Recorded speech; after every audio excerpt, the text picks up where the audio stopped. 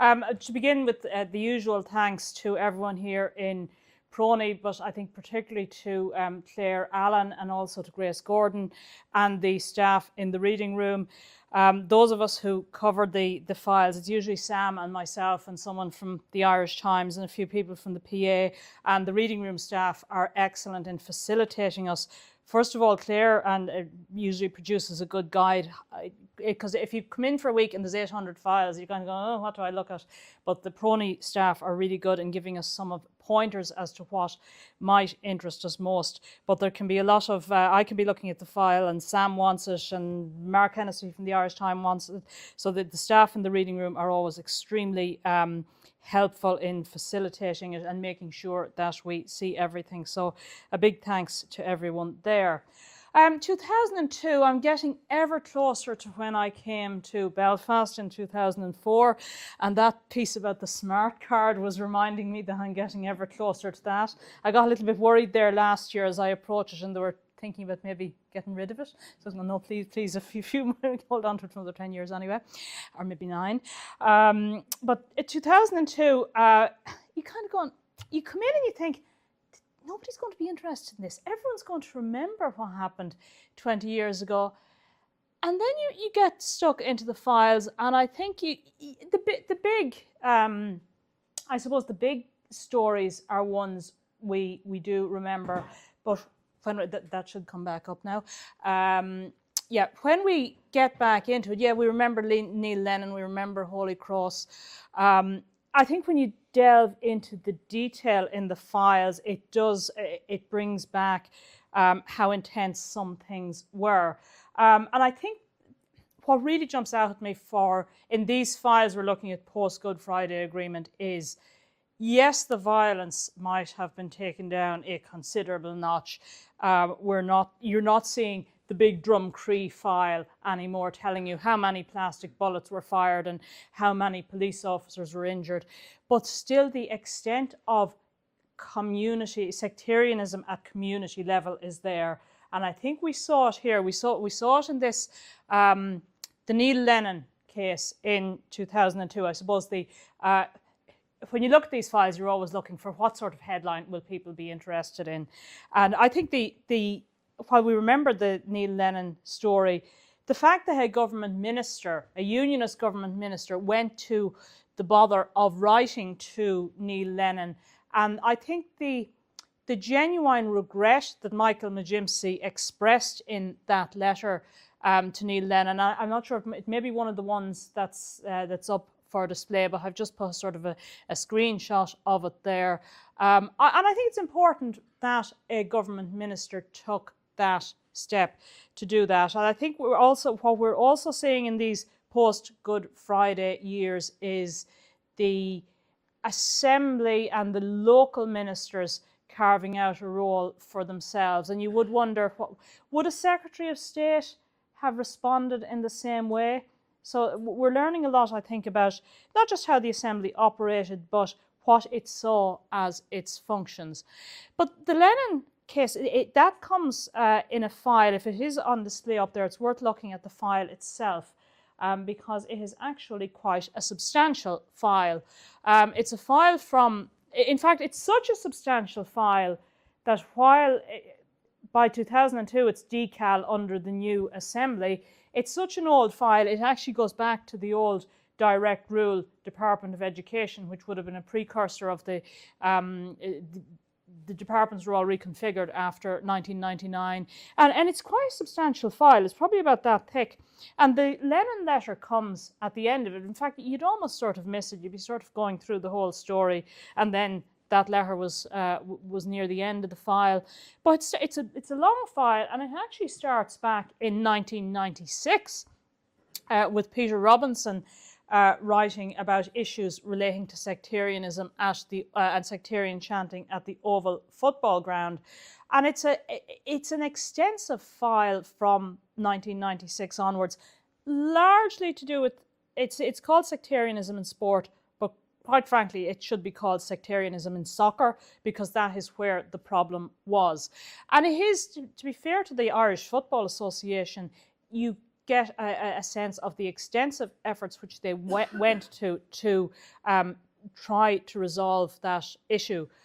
So I think what the file does is it puts the Neil Lennon issue in the context of this much wider problem of sectarianism in soccer, going at least as regards this file going back to 1996. But one thing that struck me, and I'm always on the lookout for little things in the files, and one thing I love is marginalia. I love when there's nothing as good as a bored civil servant doing a little doodle or something, or writing a little note in the margin. But marginalia started to be replaced about 20 or 30 years ago with the post-it note. So I think post-its came in sometime in the mid-1990s. I have some vague memory that they came in around there. And I just took this screenshot of this particular file because it's got the post-it stuck to it. Now, I'm not sure what's on the post-it. But I was going through the files going, I wonder how do we preserve post-its? Now this one is well stuck. This is from, I can't actually see the date on that letter, but it's over 20, we know it's over 20 years ago. It's obviously a post-it with good glue because it's stuck well to the paper. But there's just, maybe the archivist or the conservators could give us a bit of an insight. I'm just a little bit concerned that flimsy little post-it stuck to the memorandum is just going to, the glue is going to dry up and it's just going to float away, and something really significant that was written on it is going to be lost. So the post-it and the archivist and the post-it was one of those ideas that just sort of came into my mind for some reason. But I'm just a little bit concerned that post-its we might be losing vital evidence through post-its. Sectarianism, obviously the big issue, if we look at sectarianism in 2002, is Holy Cross, as shown there in the UTV file. And I was quite interested by this, by the Holy Cross file this time round, because when we did the state papers for 2001, which were the ones released at Christmas, we all went into the reading room and we all got out the little pack that PRONI gave us, and we're going, where are the files on Holy Cross? So this Holy Cross file starts in February 2002, but I couldn't find anything in the December 2001, the release last December covering 2001, which dealt with the outbreak of Holy Cross. This file takes the whole thing up at the start of 2002. So somewhere, whether it's the Northern Ireland office, because I know there's an awful lot back and forth, the Assembly's suspended for a while, so the direct rule is back in. Somewhere there's a file, a precursor to this, maybe in the Northern Ireland office, dealing with the outbreak of Holy Cross, but from what I could see in last December and this release, that hasn't been released. Anything I found in Holy Cross in last Christmas's release was what was released in the National Archives in Dublin. So there's a lack of continuity here in releases. So I don't know where the PRONI material on Holy Cross from September or even June 2001 up to January 2002 is. And most of this file, I got a geography lesson in the layout of the Ardoyne Road and Alliance Avenue, because most of this file is to do with measures to be put in place, confidence building measures, I suppose. And there's things like putting in CCTV cameras, but most of the file deals with the realignment of the junction of Alliance Avenue and the Ardoyne Road. It's something that the concerned residents of Upper Ardoyne, representing more the Protestant community, wanted to and they seemed to be working towards it. And then the killing of Daniel McColgan in January 2002 kind of put a stop on everything. The sort of the Catholic community drew back very much from it. But what really comes out to me from this file is the genuine efforts of the politicians and their officials to solve this. We can get very cynical about politics in this part of the world and that it never solves anything. If you read through this file, the First and Deputy First Minister at the time, I think Mark Durkan had taken over from Seamus Mallon, their office was saying, look, this is our first priority. And to be fair, I think it was. But the efforts, I mean, there are daily reports from the officials on the ground trying to resolve these. So I think we do have to give the officials and the politicians some credit that they were genuinely trying to resolve this situation. I think the sectarianism also came across. All of us who were looking at the files were quite taken by it was a throwaway comment. It was a small file on community relations. There was a survey of community relations done at the end of, I think it was the end of 2001. And there's one line in one memo in this slim file. Often you can get the file this big and it's as boring as anything. Sometimes it's the small files with a few papers in them which can kind of have the nuggets. And this one, we were all a bit taken back when we read this. It's the one which has the survey of community relations in the sort of interface areas. And one of the findings was that women would not avail of obstetric and gynecological care if it required going to a clinic which was located in an area where the other religion was the majority. And I think we all kind of blinked at that and went, so you would forego essential medical care if you had to go to the wrong area of town for it. And I think that sentence alone is probably an indictment of the society we had in the year. And that's only 20 years ago, I think. Things have moved on since then, but I think that one line summed up a lot about we're seeing that Good Friday Agreement most certainly didn't solve everything. There were still some very serious problems in this society in the early 21st century. I'll be honest, the release of papers this time relating to 2002 and also the one at Christmas last year, maybe not so much the Christmas one, but the August one last year, they were a bit disappointing in terms of content and in terms of what was happening on the ground here politically. Now, some of that I think has to do with the intermittent nature of the Assembly. It's there 1 minute and then it's prorogued and then it's back again.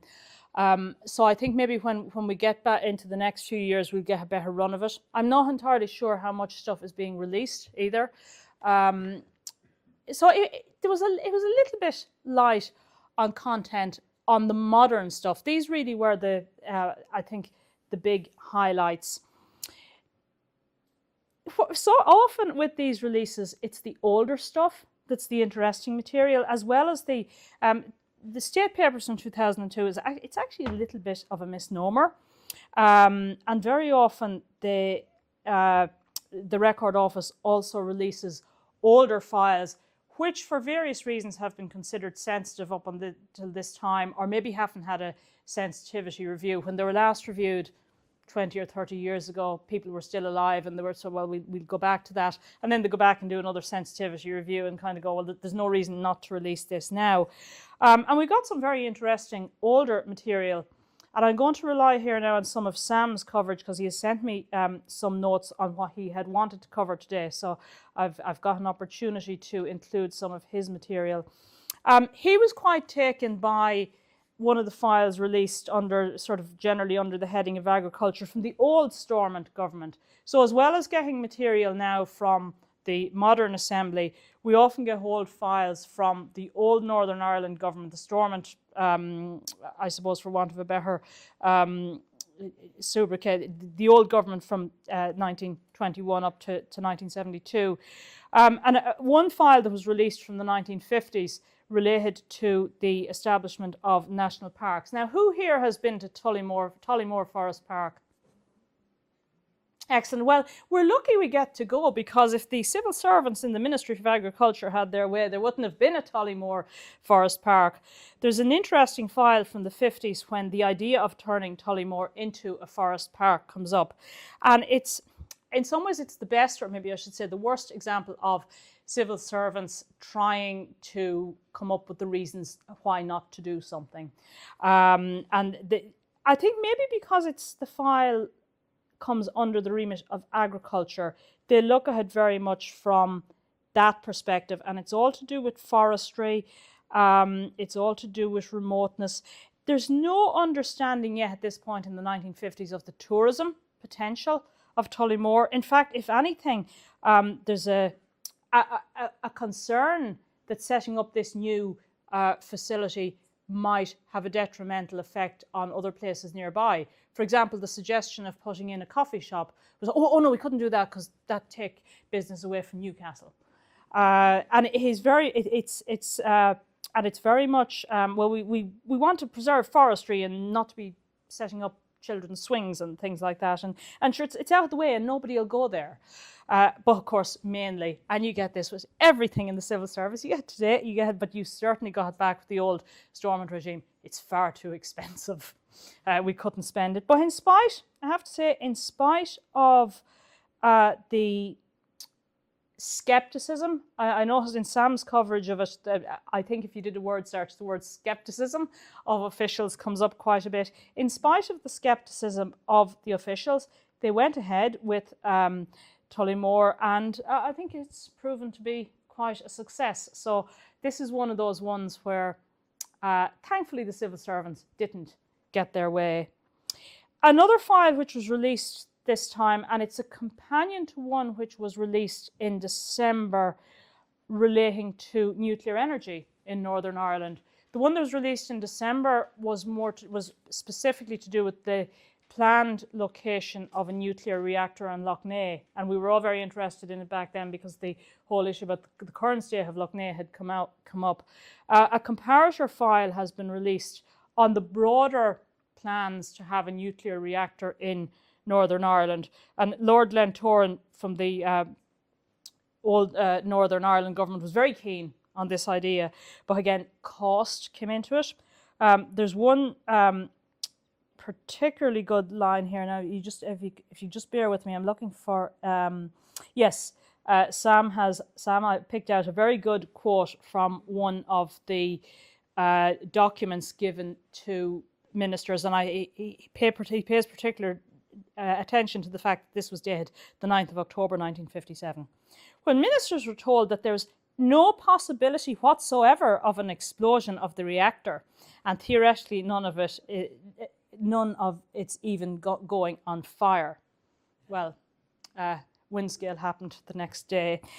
So that I think Windscale, comparing this file with the one that was released in December, Windscale certainly put the brakes on this plan, certainly on the Loughnane end of it, because had a reactor been placed in Loughnane, had there been an issue, the drinking water for most of Belfast would have been out of action for a significant amount of time. But it wasn't just cost, it wasn't just safety. Other issues were to do with location, and one of probably the best location was considered to be Washing Bay near Coal Island in County Tyrone. But Terence O'Neill, who held both the Home Affairs and the Finance Ministries when in the 50s when this was being debated, him and a few other politicians were a bit worried about this because it was a largely Catholic area, so they were concerned about the security implications of it.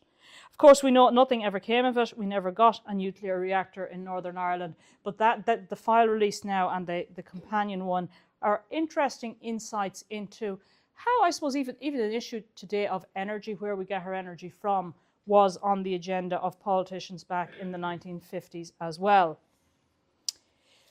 I think maybe the oldest, the most popular file, I think, from this release is one of the older ones, and that's the one to do with Ian Hay Gordon, the man who was wrongly convicted of killing Patricia Curran in 1952.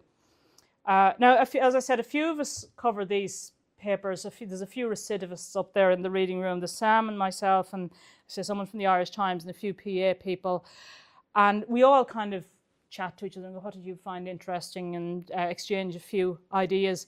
But it's always very interesting when then we go off and we write up our pieces, and they all appear on the day that the embargo is lifted, which this year was the same date as the GCSEs, GCSE results. So I don't think anyone took much notice of what we had written, particularly people of a certain age and their parents.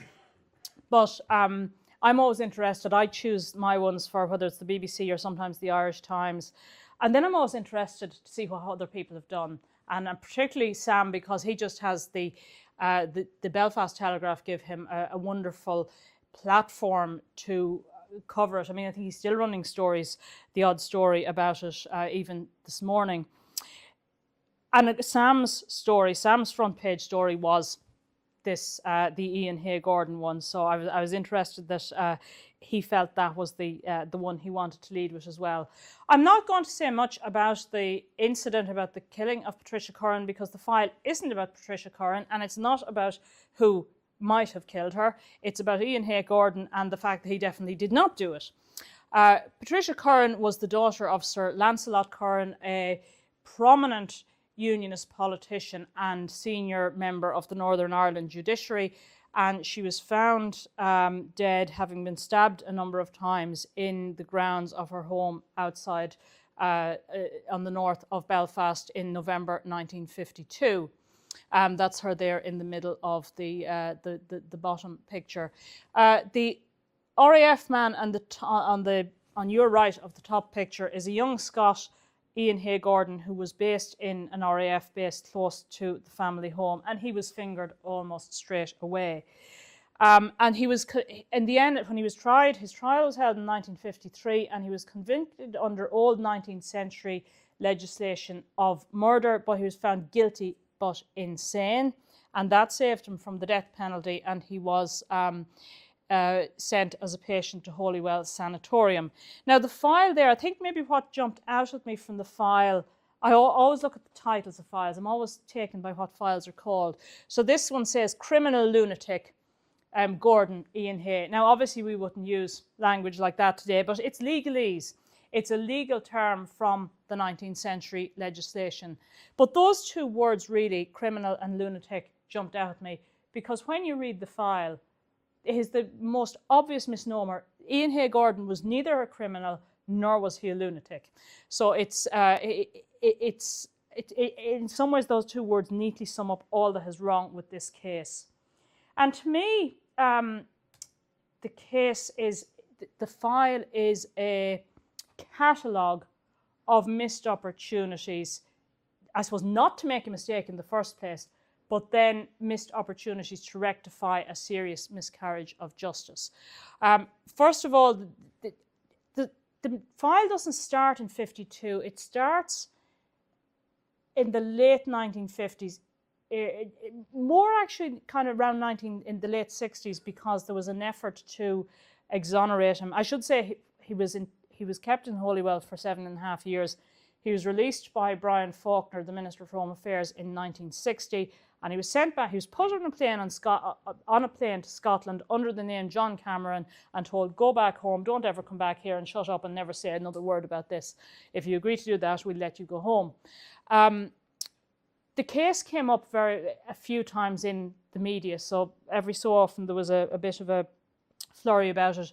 So in the late 60s, a civil servant was asked to put together a summary of it, and this is just the first page of the summary, and it's probably runs to a good 20 pages, and it's a very good summary of the whole thing.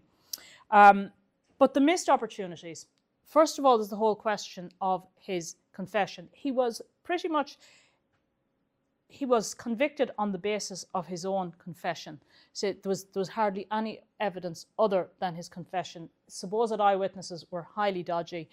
The confession wasn't taken from the RUC. The RUC brought in John Capstick of Scotland Yard, and it's pretty clear from reading this file that Capstick threatened to reveal the allegations about homosexuality in Ian Hay Gordon's life if Gordon didn't confess. There are serious questions about the admissibility of his confession. When it came to that 40 years later, when it was being looked at again, when Sir Patrick Mayhew was Secretary of State, his advisors were saying, there's no way this confession would be admissible today. But back in the 1990s, Sir Patrick was saying, well, just because it's not admissible now, you can't overturn it because it was admissible in the 1950s. So there's first of all, there's how the confession was got out of him. Secondly, there's the admissibility of the confession. And then we get to the mid-1950s, and he's still in Holywell at this point, and his family are trying to have him released because it's quite clear there's nothing wrong with him, and pretty obvious he probably didn't do it. A prerogative of mercy was rejected by the Minister for Home Affairs, who went to the RUC and the Lord Chief Justice, and of course they weren't going to say they got it wrong. so he's released in 1960 and it all goes quiet for a while. And then it comes up again at the end of the 1960s because the Sunday Times do a big expose on it. But also, I think Gordon sees a chance himself in 1969. Even though he's released, he obviously wanted to clear his name. I think he saw an opportunity when governmentally things started to break down here and the British government was having to come in and have a bigger say. So he sees his chance to maybe get more from the Home Office in Britain than he was ever going to get from the Ministry for Home Affairs here.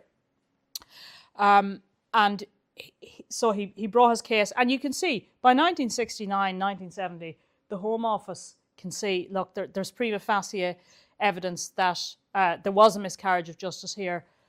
But I think that what really struck me, and I think Sam used this quote as well in his coverage, would it do the cause of Northern Ireland any good if the case were to be reopened? The concern here, the context of 1969 is crucial. It's nothing to do with Ian Hay Gordon, it's nothing to do with Patricia Curran, it's to do with the administration of justice in Northern Ireland. And if we start looking into this, we're going to open Pandora's box, and all these cases are going to come into the open. I think this is an element, it's never said, but I think there's an element as well. He wasn't still in prison at the time, he had been released. So there wasn't so much of an urgency there. But it really comes up against the case that this is, let sleeping dogs lie. He's out, he's fine. Yeah, he wants to clear his name. But the wider impact of re-looking at this case again, we could open up so many other cases. We are not going anywhere near this in the context of Northern Ireland.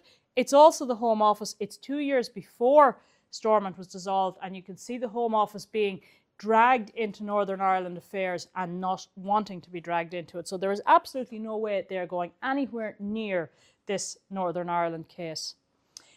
There's a few other parts in the file I just want to talk about, and I'm going to go all nerdy and internally PRONI on this one. There's a lot of different correspondence in this file from people not related to, directly involved in the case, but who have taken up Ian Hay Gordon's case. And these are examples of 2 letters written to the Ministry for Home Affairs. Content isn't important. This is somebody writing on Gordon's behalf. Well, I want to just get some sense here. Maybe the archivist could come in and tell us a bit more about this. This is what a redacted file looks like. So we can see here somebody from the University of Edinburgh is writing to the Minister for Home Affairs in Stormont. We don't know who the person writing from the University of Edinburgh is because their name has been redacted. Likewise, the Minister for Home Affairs here writes back to the person in the University of Edinburgh. Now, my problem with this is it's pretty obvious who this person is because they're writing on headed notepaper. It's Basil McGaugh from the University of Edinburgh. They're writing here, you can't quite see it, but they're writing to the journal, the editor of the Journal of the School of Scottish Studies. And it's 1969. All I had to do was go to the copies of the journal in the Queen's Library and check who the editor was in 1969, and it was Basil McGaugh. Why are we redacting information which is in the public domain? He's been dead for years. He's so long dead he's in the Dictionary of Irish Biography at this stage. I just think this is silly. I don't understand the logic behind redactions to that extent. And you see it in other files. You sometimes see a name is redacted from a letter or a file, but then there'll be a newspaper report where the person's named in it. So I'd like to get some insight as to why there are redactions to that extent at this remove. And it's nothing personal. Nobody's accusing Basil McGaugh of having done anything or being involved in it. It's so obvious who he is. Why are we going to that length to redact it? There's 2 parts to this there are 2 Ian Hay Gordon files. The one I've been speaking about mostly so far is the old Northern Ireland Home Affairs file, which most of which has now been released. But there's another one which is a Northern Ireland Office file, And it wasn't actually in our highlights pack, but I spotted, I said, oh, there's a Northern Ireland Office file. And the fact that there was a file released from the Northern Ireland Office is news in itself, because they tend to be few and far between in the PRONI releases. But this one's very interesting, and I think the PRONI staff will be very interested in this, because it gives a great insight into the workings of the Record Office and the relationship of the Record Office to the government departments 30 years ago. The Ian Hay Gordon case, every 10 years somebody did something about it. The People did a piece on it in the 1950s, the Sunday Times in the 1960s. And then Bruce Batten from the BBC came along to do a documentary on it in 1995. And he came to PRONI and said, can I see the papers? And PRONI went, what papers? And he said, well, the papers on Ian Hay Gordon. And PRONI went and had a look. That's odd, no papers here. PRONI go to the Northern Ireland Office. What papers do you have on the Ian Hay Gordon thing? We don't have anything on that. PRONI are going, I think it was Trevor Parkle. Trevor won't mind me mentioning that. Going, that doesn't sound right. Can you go back and have a look? Northern Ireland Office come back. Oh yeah, actually we do. We have this lot over there, and there's a few loose ones over there, and there's a few more over there, and there might be a few under that desk there. PRONI were not impressed.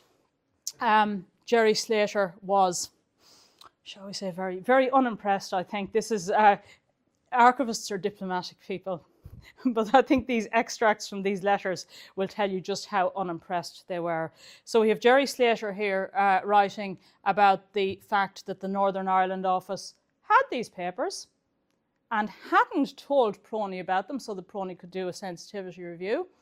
The most important single point emerging from the BBC Access inquiry is that the NIO continues to hold papers which ought to have been reviewed many years ago. This is wholly offside and runs totally against the spirit of the White Paper on Open Government. This was Open Government. This was John Major's big push in the 1990s, Open Government, which, if anyone remembers, is also one of the first episodes of Yes Minister. Anyway, the NIO were not doing what they should have been doing as regards their guardianship of documents. Again, we come to the fact that we come here again, another memo from the Office Service Branch. Again, this is the bit when the PRONI goes to the NIO and the NIO says, no, we don't have any papers. And PRONI goes back and says, have another look there.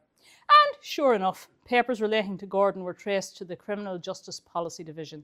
These papers had not been administered properly. I mean, in archives speak, that's like one of the 7 deadly sins, in as much as they had not been passed to the Central Ministry of Home Affairs Registry after the due time and therefore missed scrutiny for a decision on release after 30 years. So the NIO are not playing ball. Now, is it deliberate? Is it... I tend to favour the cock-up rather than the conspiracy theory, but in something like this, you'd wonder. And then I think there's so much about PRONI's handling of it. I think in some ways Jerry Slater sums it up then, where he says that I understand that papers were in fact destroyed. I mean, that this is another deadly sin. On the basis that they were of no further administrative value and that PRONI was not called in. Now that happens. You can't keep every piece of government paper, and files are destroyed on a fairly regular basis because they're just administrative stuff and there's probably no great merit to them being kept. But that should not be done without consultation with PRONI, and that happened in this case. And I think in terms of the sensitivity review, Jerry Slater's summary is quite telling, that he had been involved in sensitivity reviewing for over a decade and can honestly say that he had never had a more difficult inquiry than this one. So I think a lot of internal politics on display there between the Northern Ireland Office and the Public Record Office of Northern Ireland, one for the archivists to dig into. I'm going to end up on this point, though, because I want to leave room for people to have a few questions. But this question of accessibility and the papers in this case, and I'm not sure if we still have all of them. This is the Northern Ireland Office file on Gordon. When the PRONI staff were going through all the fun, they eventually got the NIO to fess up to the fact that they had this material, and they went through them. They listed what was in the files. So the files the old Northern Ireland Home Office file, which had the designation PI 9487, and the file that I talked about earlier comes under that, and this one does too, included notes on the medical assessments of Ian Hay Gordon, an RUC report on the investigation, a petition by Ian Hay Gordon's father for the prerogative of mercy, the transcript of the trial, press cuttings and photo negatives. Now, I don't think we have got the full file, because when I compared that with what has been released, there are two parts of 9487 seems to have been released. I can't find those in it. Now, when PRONI looked at the files in the 1990s, they closed everything until 2032. There appears to have been some of that released. Now, I can imagine why you would not want to release post-mortem photograph negatives. That would just be a bit gruesome. The trial transcript, though, Ian Hay Gordon had a copy of it. His solicitors had a copy of it. Yes, his medical reports, releasing his medical reports could be seen as releasing personal material. But in his lifetime, he said he was quite happy for people to have access to those reports, and he has been deceased now for over 10 years. The RUC report of the investigation, I'm not sure if that's in this file. The RUC, there was a separate RUC report which was held by the police, and that details allegations of homosexual activities possibly between Desmond Curran and Ian Hay Gordon, but certainly allegations about homosexuality are included in that. So I'm wondering, I don't think we've got the full file here. I think there may still be more to come, and I'm wondering, will we get it? Desmond Curran, Patricia Curran's brother, who had at one point been considered a suspect, but I think most people now think her mother was the main suspect. He's deceased. Ian Hay Gordon is deceased. Anyone with a material interest in this case is deceased. So I'm wondering, is there more material out there? Is there another part of this file to come, and will we see it in future releases? So I think I'll end it up on that point and give people an opportunity to ask me any questions about